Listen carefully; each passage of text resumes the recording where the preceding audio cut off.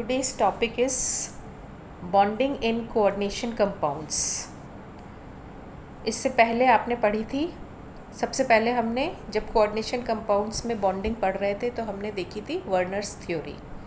उसके बाद अगला सिद्धांत हमने पढ़ा था वैलेंस बॉन्ड थ्योरी. उसके कुछ ड्रॉबैक्स थे और इसके बाद जो सिद्धांत आया वो कहलाता है crystal field theory. Crystal field theory explains the bonding in complex ions purely in terms of electrostatic attraction, यानी attraction between the metal ion or atom and the ligands. यह सिद्धांत कहता है कि जो ऋणावेशित आयन अथवा एकाकी इलेक्ट्रॉन युग्म युक्त उदासीन अणु या लिगेंड होते हैं, उनका जो ऋणावेशित ध्रुव धातु आयन की तरफ होता है, इन लिगेंडों को बिंदु पॉइंट चार्जेस के रूप में माना जाता है. केंद्रीय धातु आयन एवं इन लिगेंडों के मध्य केवल इलेक्ट्रोस्टैटिक अट्रैक्शन ही होता है.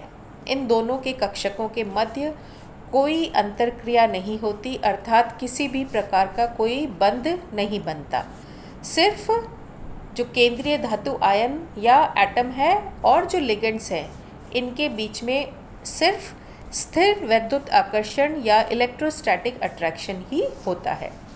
धातु परमाणु अथवा आयन के पांचों डी कक्षक समान ऊर्जा वाले डी जनरेट होते हैं.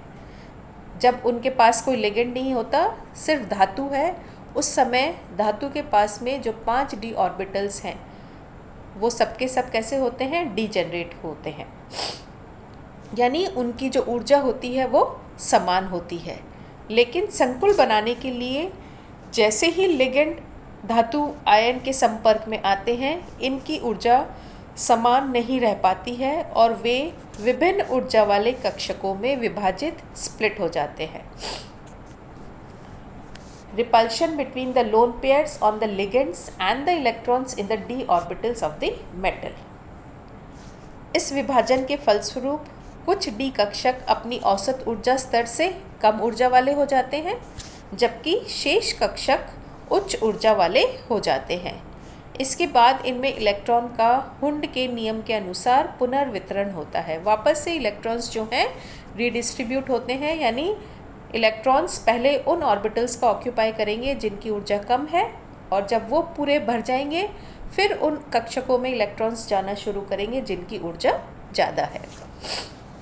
इस प्रक्रम में चूंकि काफ़ी इलेक्ट्रॉन निम्न ऊर्जा स्तर में चले जाते हैं, अतः कुछ मात्रा में ऊर्जा मुक्त होती है. इस मुक्त हुई ऊर्जा को हम crystal field stabilisation energy, crystal क्षेत्र स्थायीकरण ऊर्जा या शॉर्ट में अपन CFSE कहते हैं.